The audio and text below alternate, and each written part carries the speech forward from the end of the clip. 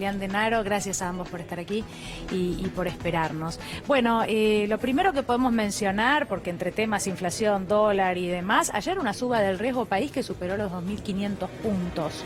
La verdad que nos sorprende que se vaya corriendo, ¿no?, el tope, pero ¿qué significó en las últimas horas o qué significa ahora? Bueno, creo que los acontecimientos en Latinoamérica agravan un poco la gravedad de la Argentina, ¿no?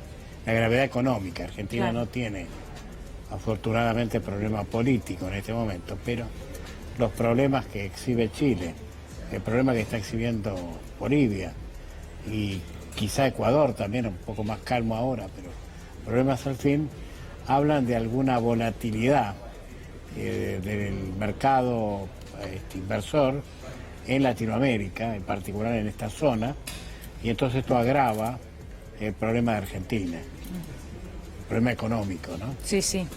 Ahora, Juan, también la realidad es que Latinoamérica hoy, económicamente, digamos, está el Mercosur prácticamente borrado, es un intercambio entre algunos países latinoamericanos o de, si querés, sudamericanos.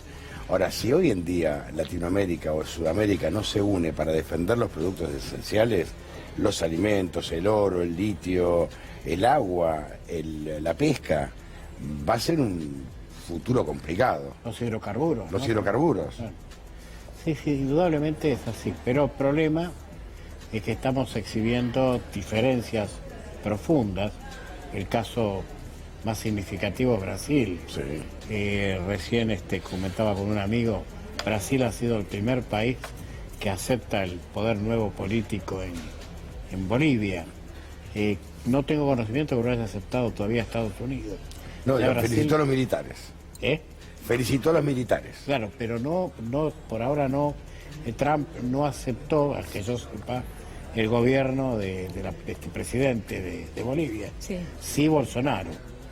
Entonces acá tenemos una América dividida, un Chile que parece que va a virar,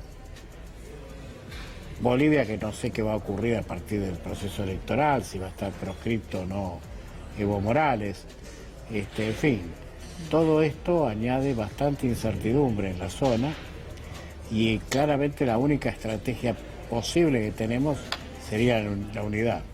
Pero para lograr esa unidad primero hay que clarificar el pensamiento político, el pensamiento económico, social.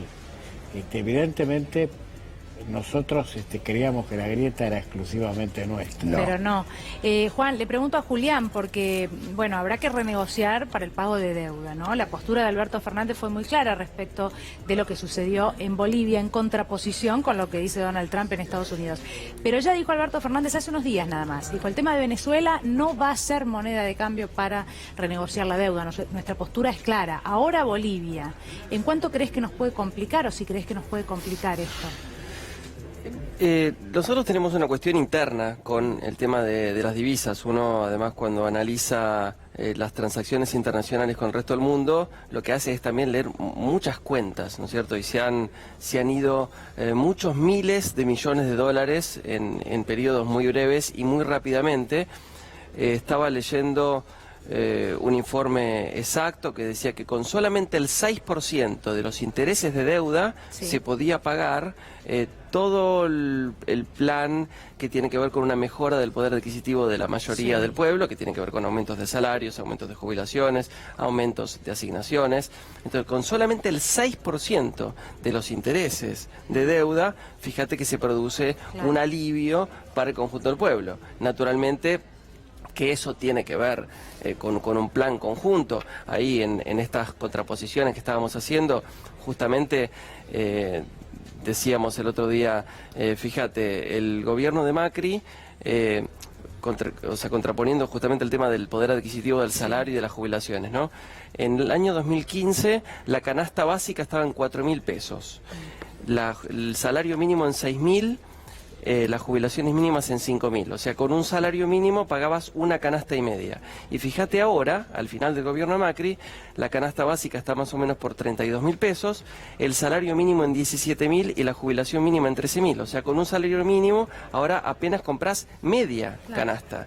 Y los sectores de poder concentrado de la Argentina y Estados Unidos apoyan al gobierno de Macri. Y lo que pasó en Bolivia es lo opuesto, es decir, el gobierno de Evo Morales bajó la pobreza del 60% al 35%, el desempleo del 9% al 5%, triplicó los salarios, generó inclusión social naturalmente, disminuyó el endeudamiento externo y los sectores concentrados de poder, de poder económico en Bolivia y Estados Unidos no gustan de ese gobierno. Por eso, por supuesto que el enunciado de Juan de que tenemos que volver a fortalecer una integración de acuerdos financieros, comerciales, económicos y de política exterior entre el bloque de la patria grande, por supuesto que es indispensable. Y también, Juan, defender lo que hay que defender, ¿no?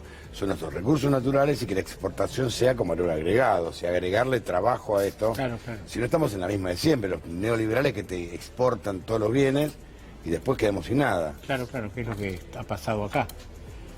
Pero es muy importante lo que se está ahora analizando, y ya hoy me tocó leer del palo liberal un análisis que dice que bueno, que en realidad lo de Bolivia obedecía más que nada a un boom de commodities y no al éxito de la política económica de Evo.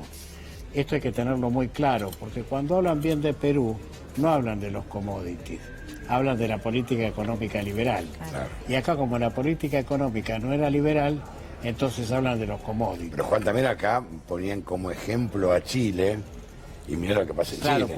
por eso. Entonces es muy importante, cuando vayamos a hablar de este diseño de patria grande, tener claro qué ha pasado, qué está pasando exactamente en cada lugar. Y por sobre todas las cosas tener presente que es la política económica la que incluye o no a la gente. Y la que está haciendo que, bueno, que un movimiento indígena tan mayoritario como el movimiento en Bolivia, por algo es un Estado plurinacional. Sí. Y destaquemos que fue Evo Morales el que le dio entidad de plurinacional, porque integró las etnias, porque antes era Estado boliviano y ahora es Estado plurinacional de Bolivia. Esos grupos indígenas están reaccionando porque tiene que ver con lo que decía Julián. Han sido incluidos en el asunto y antes estaban afuera. Sí. Los traigo ahora a ambos a la realidad de la República Argentina, mes de diciembre, se viene un diciembre complicado por, bueno, todo lo que venimos hablando, pero además se vienen los nuevos aumentos de naftas.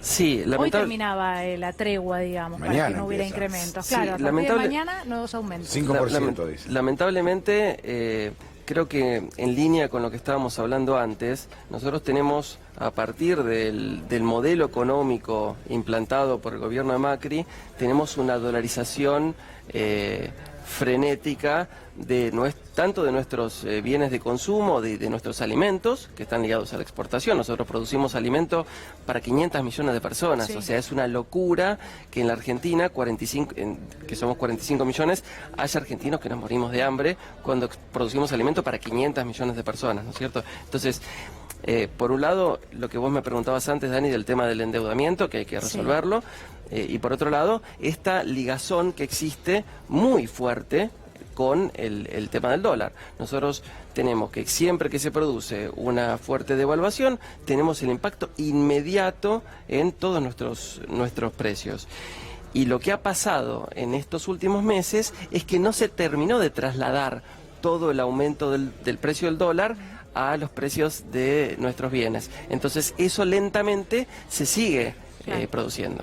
Juan, por último, cuando aumente el combustible mañana el 5%, ¿esto automáticamente dispara el aumento de los alimentos? Y sin duda, porque la suba al combustible implica suba al transporte, la suba al transporte va a pegarle a los precios y esto va a ser un efecto cascada. Pero uniéndome a lo que decía Julián, digo, esto fue un efecto preelectoral, se congeló para ganar las elecciones. No es que esta calma que tuvimos obedeció a una política para la gente, porque es una política para ganar. No salió bien, bueno, ahora se está descongelando esa política. Pero bueno, acá habrá que ver cómo meter todo esto en el Consejo Económico y Social, que es lo que se viene, cómo de alguna manera mezclar y volver a barajar para ver de alguna manera cómo los costos han quedado en cada empresa y qué tarifas habrá que retrotraer, qué ajustes habrá que hacer, pero ajustes al revés. Claro. Esta va a ser un poco el arte de lo que viene. Gracias, Juan. No, Gracias, Julián.